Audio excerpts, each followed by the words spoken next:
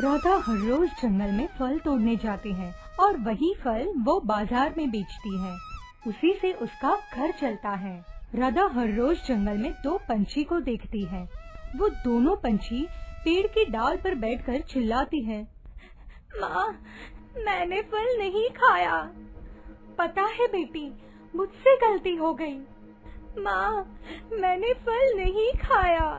पता है बेटी, मुझसे गलती हो गई। राधा हर रोज दोनों पंछियों को बात करते हुए सुनती है। अजीब है, मैंने ऐसे पंछी कभी नहीं देखे। ये दोनों आपस में ऐसे क्यों बात कर रहे हैं? राधा उनके पास जाने की कोशिश करती है, लेकिन पास जाने से ही दोनों पंछियां उड़ जाती हैं और अगले दिन फिर से उसी जगह पर वापस आ जाती हैं। एक दिन राधा बाजार में फल बेचकर घर लौटी। उसकी बूढ़ी बीमार माँ जानकी बिस्तर पर सोई हुई थी। तो आ गई बेटी, खाना लाई है ना? बहुत भूख लगी है। हाँ माँ, लाई हूँ। लेकिन माँ, मेरा एक सवाल है। मैं हर रोज जंगल जाती हूँ और दो चिड़ियों को देखती हूँ। वो आपस में बातें करते हैं। अच्छा, तू मीना और टीना की बात कर रही है ना? मीना और टीना? आप जानती हो उन दोनों को? कौन नहीं जानता, वो दोनों माँ बेटी हैं। कहते हैं पिछले जन्म में वो बिल्कुल हमारी तरह थे। मीना माँ थी और टीना उसकी बेटी। मीना बहुत बीमार थी, जैसे कि आप बीमार हो और आप ठीक नहीं हो रहे हो। आपका इलाज भी नहीं बता पा रहा है कोई। इस रोग का कोई इलाज नहीं है बेटी। तू कहानी तो सुन। कहानी में ही इस रोग के बारे में कहा गया है। जानकी राधा को कहानी सुनाने लगी। आज से कई 100 साल पहले मीना और टीना इसी गांव में रहती थी। मीना बीमार थी और हमेशा खांसती रहती थी। टीना अपनी माँ का ख्याल रखती थी और घर के काम काज करती थी। एक दिन मीना बहुत जोर जोर से खांसने लगी। टीना डर गई। हे भगवान, माँ को क्या हुआ? मुझे अभी डॉक्टर साहब को बुला कर लाना होगा।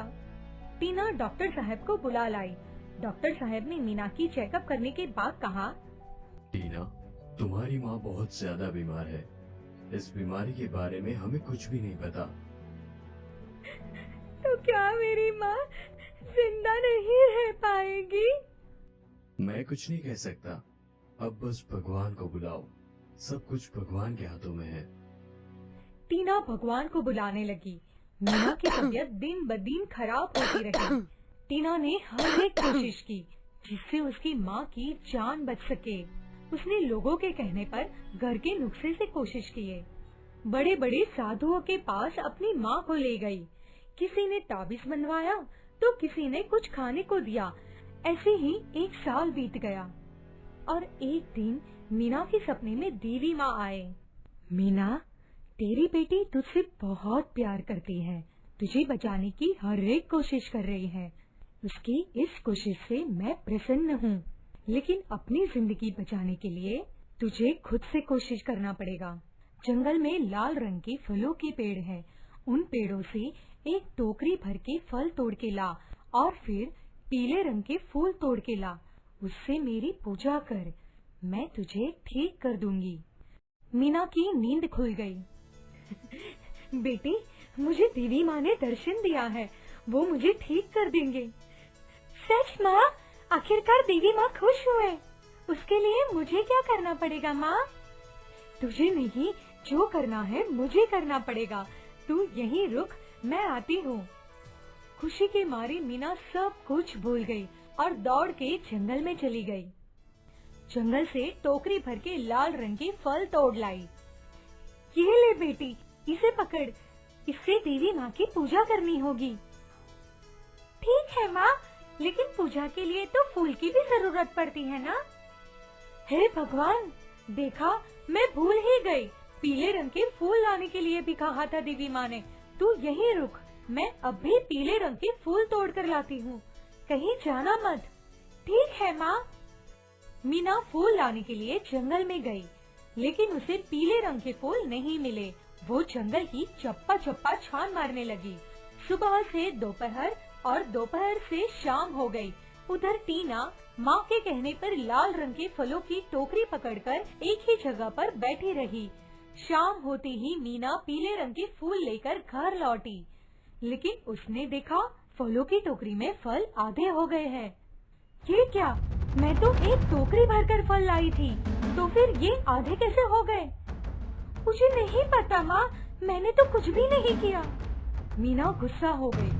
ये मेरे जिंदा रहने का आखिरी मौका है और तूने फल खा ली। दीदी माँ गुस्सा हो जाएंगे। नहीं माँ, मैंने फल नहीं खाया। नहीं खाया? तो फिर ये कम कैसे हो गया? झूठी, मनहूस, ये ले। मीना गुस्से में टीना को मारने लगी।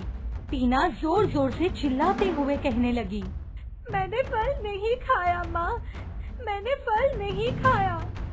लेकिन मीना गुस्से से अपना आपा खो चुकी थी। उसने मार मार के अपनी ही बच्ची को मार डाला। तभी वहाँ स्वयं दीदी माँ प्रकट हुए। मीना, ये तूने क्या किया? तेरी बेटी ने फल नहीं खाया था। सुबह से शाम तक वो यही टोकरी पकड़ के बैठी थी, लेकिन फल सड़ गए थे, इसलिए वो कम हो गए थे। क्या फल सड़ गए थे? हे देवी माँ, ये मैंने क्या किया? मैंने पाप किया है देवी माँ।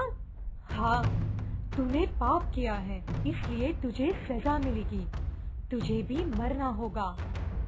ये बोलकर देवी माँ ने मीना को सजा दिया।